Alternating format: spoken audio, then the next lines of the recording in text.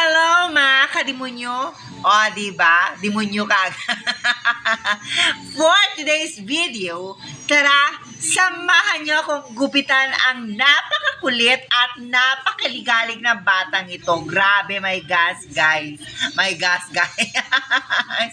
So, actually, guys, dalawa nga yung batang yan na ginugupitan ko. Buti na lang at nauna na siyang ginupitan ko. Pero kung sabay sila, grabe, aabutin ako ng 5 araw dito sa parlor. So, ito na nga, guys, inumpisahan ko na. Diba?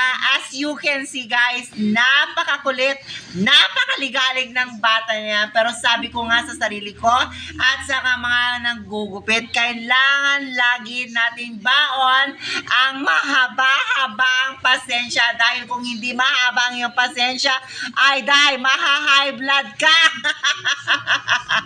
Hindi mo naman. Kasi alam mo na, ang mga bata, wala pang masyadong alam yan. So, eto na nga ang pinaka-final look ng bata. O, diba? Dahil nga sa sobrang kakulitan niya, kahit pa paano naging perfect na perfect pa rin ang kanyang gupit. Diba? At napakagwapo niya. Bukod dyan, isa pa tong ambisyoso tong anak ko dahil nga napaka-inggitero. Tingnan niyo naman, guys, ginawa ko siyang bata kasi nga gusto niya magpabuhat for today's video. So, ito naman, binuhat ko at ginawa ko na siyang baby para hindi na siya masyado nagre-reklamo.